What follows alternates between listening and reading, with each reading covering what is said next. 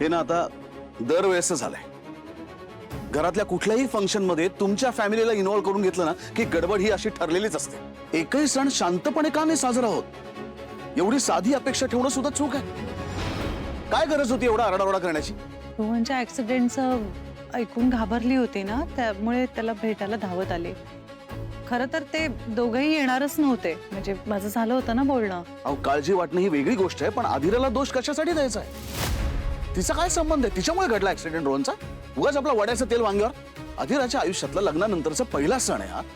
तो चांगला व्हावा म्हणून आपण सगळे प्रयत्न करत होतो ना, म्हणूनच हा घाट घातला. आता असं वाटतं उगाच केलंय सगळं. उगाच बोलवलं तुम्ही रोहनला. अहो,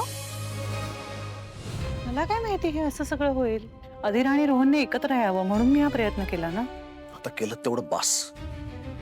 बास झालं. यापुढे काही करू नका. त्यांना थोडी स्पेस द्या. आता भांडणं झालेत, मनं दुखावली गेलेत, त्यांचा त्यांना वेळ घेऊ दे. मुद्दाम नाही केलं. मला खरंच असं वाटलं की एकमेकांना भेटून त्यांच्यातले वाद निवळतील थोडे आणि ते एकत्र येतील.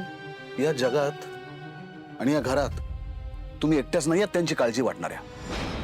त्यांनी एकत्र यावं असं आम्हालाही वाटतं, म्हणूनच मी तुम्हाला सपोर्ट करायला तयार झालो ना. पण आज जे काही घडलंय ना ते अनएक्सेप्टेबल आहे. मुळात कुठलीही गोष्ट करायची एक पद्धत असते. आपल्याला जे वाटतं ते असं इतरांवरती लादायचं नसतं. त्यांना काय वाटतंय, त्यांना याच्यातनं कसा मार्ग काढायचा आहे, त्यांचा काय विचार आहे, हा त्यांचा त्यांना ठरवू दे. प्रेम आणि जवळीक ही अशी दुसऱ्यांना सांगून करता येत नाही, नाहीतर त्याला बळजबरीचा रामराम असं म्हणतात. त्यांच्या बाबतीत बळजबरीचा रामराम नाहीये, कारण त्यांचं खरंच प्रेम आहे ना एकमेकांवर. ती कोंडी फुटतच नाहीये. म्हणून मला असं वाटलं की समोरासमोर आले तर कदाचित निघेल एखादा मार्ग. त्यांची पहिली संक्रांत आहे, ती आनंदात आणि मुळात एकत्र साजरी व्हावी म्हणून मी केलेला हा प्रयत्न होता. झाले ना, चांगली साजरी झाली. छान झाला सोहळा, समारंभ. घरात एखादा समारंभ आणि त्याच्यात काहीतरी गोंधळ, हे समीकरण ठरलेलंच आहे या लग्नानंतर.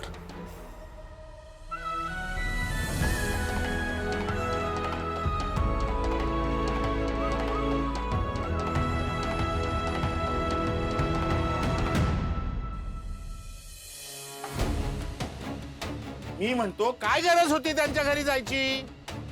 सणाच्या दिवशी असं दुसऱ्यांच्या घरी जाऊन गोंधळ घालतात का? अरे व्याही आहेत ते आपले. आपली मुलगी दिली आहे त्यांच्या घरी, याचं तरी भान ठेवायला हवं होतं. अरे कुठल्या थराला जाणार आहे ही बाई? काय आहे हिच्या मनात? मुलाचा ऍक्सिडेंट झाला म्हणून मी तिकडे गेली. त्याची अवस्था बघितल्यावर मला राहवलं नाही. माझ्या तळपायची आग मस्तकात गेली म्हणून मी चिडले, बोलले. काय चुकलं माझं सांगा बघू. तुम्ही तुमच्या मुलीला, तुमच्या सुनेला डोक्यावर घेऊन नाचता की नाही? मग विचारा तुमच्या मुलीला, जर ऍक्सिडेंट झालाय रोहनचा तर ती त्याला सासरी का घेऊन गेली? गरज काय होती त्याला तिकडे घेऊन जायची? त्याला घरी का नाही आणलं त्यांनी?